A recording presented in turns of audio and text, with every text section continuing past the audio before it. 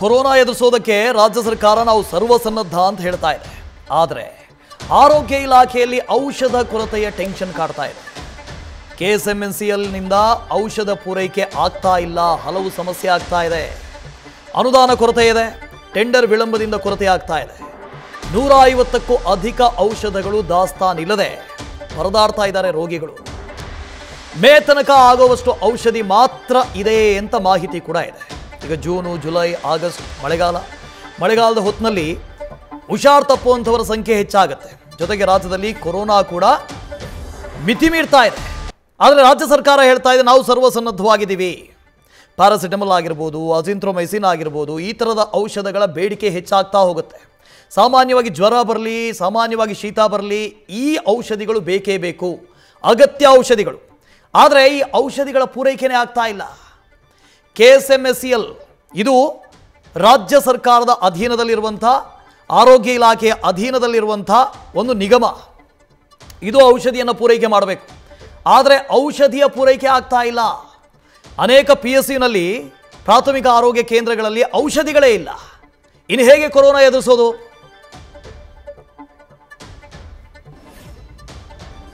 ನಮ್ಮ ತಾಯಿ ಮೆಡಿಸಿನ್ ಸಿಗ್ತಿಲ್ಲ. ಮೆಡಿಸಿನ್ ಆಚೆಯಿಂದ ಬರೋ ತಾಂಬರಿ ಅಂತ ಕೆಲವು ಕೊಡ್ತಾರೆ, ಕೆಲವು ಇಲ್ಲೇ ಕೊಡ್ತಾರೆ. ನೆನ್ನೆ ಒಂದು ಇಂಜೆಕ್ಷನ್ ಆಚೆಯಿಂದ ತರಬೇಕು ಅಂದ್ಬಿಟ್ಟು 1300 ರೂಪಾಯಿ ತರಿಸಿದ್ರು, ಬ್ಲಡ್ಗೆ ಇದ್ಬೇಕು ಅಂದ್ಬಿಟ್ಟು. ಅದು ಬಿಟ್ಟೆ ಬ್ಲಡ್ ಚೆಕಪ್ ಏನಾನ ಇಲ್ಲಿದ್ರೆ ಇಲ್ಲಿ ಮಾಡ್ತಾರೆ, ಇಲ್ಲಾಂದ್ರೆ ಹೊರಗಡೆ ಕೊಡ್ತಾರೆ. ಮೆಡಿಸಿನ್ ಹೆಚ್ಚಿಂದ ಹೊರಗಡೆ ತಂದ್ರೆ ಹೆಚ್ಚಿಂದ ಹೊರಗಡೆ, ಮಾಮೂಲಿ ಕೊಡೋವು ಇಲ್ಲಿರೋ ಇಲ್ಲಿ ಕೊಡ್ತಾರೆ, ಮಿಕ್ಕಿದೇನಾದ್ರೆ ಹೊರಗಡೆ ತರಕ್ಕೆ.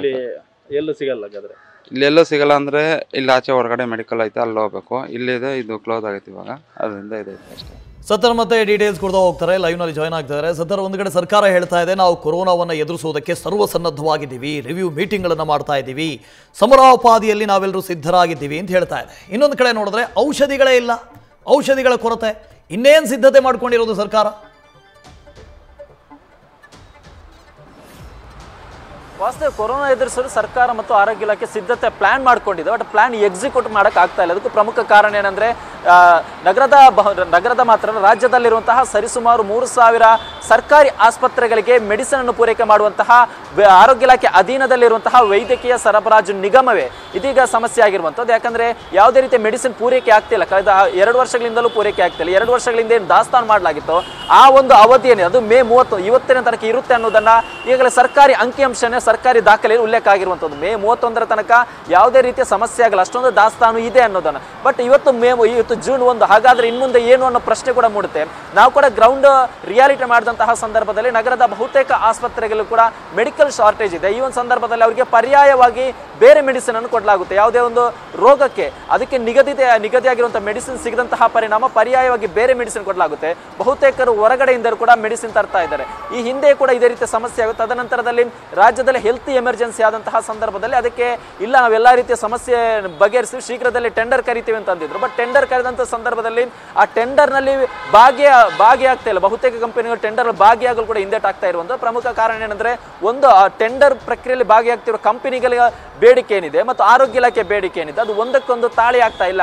ಇದೇ ಕಾರಣಕ್ಕೆ ಟೆಂಡರ್ನಲ್ಲಿ ಕೂಡ ಭಾಗಿಯಾಗ್ತಾ ಇಲ್ಲ. ಮತ್ತೆ ಹಣಕಾಸಿನ ಕೊರತೆ, 2 ಕಾರಣಕ್ಕೆ ಇದೀಗ ರಾಜ್ಯದಲ್ಲಿ ಮೆಡಿಸಿನ್ ಕೊರತೆ ಉಂಟಾಗಿರುವಂಥದ್ದು. ಸದ್ಯಕ್ಕೆ ಇವತ್ತಿಂದ ಮೆಡಿಸಿನ್ ಅದರ ಎಫೆಕ್ಟ್ ತಡ್ತಾ ಇದೆ. ಮುಂದಿನ ದಿನದಲ್ಲಿ ಏನಾದರೂ ಟೆಂಡರ್ ಅಥವಾ ಇದಕ್ಕೆ ಬೇಕಾದಂತಹ ಸಮಗ್ರವಾಗಿರುವಂತಹ ಪ್ಲಾನ್ ಮಾಡದಿದ್ರೆ ಮುಂದಿನ ದಿನದಲ್ಲಿ ದೊಡ್ಡ ಮಟ್ಟದಲ್ಲಿ ಎಫೆಕ್ಟ್ ಆಗ್ಬೋದು. ಯಾಕಂದ್ರೆ ಕೋವಿಡ್ ಸೋಂಕಿತರ ಸಂಖ್ಯೆ ಕೂಡ ಹೆಚ್ಚಾಗ್ತಾ ಇದೆ, ಡೆಂಗಿ ಪ್ರಕರಣ ಕೂಡ ಹೆಚ್ಚಾಗ್ತಾ ಇದೆ. ಇಂಥ ಟೈಮ್ನಲ್ಲಿ ಸರ್ಕಾರಿ ಆಸ್ಪತ್ರೆಯಲ್ಲಿ ಮೆಡಿಸಿನ್ ಶಾರ್ಟೇಜ್ ಆದರೆ ಖಂಡಿತವಾಗಿ ಅದು ಮುಂದಿನ ದಿನ ದೊಡ್ಡ ಮಟ್ಟದಲ್ಲಿ ಎಫೆಕ್ಟ್ ಆಗುತ್ತೆ. ಆದ್ದರಿಂದ ಆರೋಗ್ಯ ಇಲಾಖೆ ಈ ಶೀಘ್ರದಲ್ಲಿ ಎಚ್ಚೆತ್ತು ಅದಕ್ಕೆ ಬೇಕಾದಂತಹ ಒಂದು ಪರ್ಯಾಯ ವ್ಯವಸ್ಥೆಯನ್ನು ಮಾಡಬೇಕಾಗಿದೆ. ವಾಸ್ತವ್ ಸದಾರ್, ಥ್ಯಾಂಕ್ ಯು ನಿಮ್ಮ ಮಾಹಿತಿಗಾಗಿ. ನ್ಯೂಸ್ ಫಸ್ಟ್, ನಿರ್ಭೀತಿಯಿಂದ ನಿಮ್ಮ ಪರವಾಗಿ.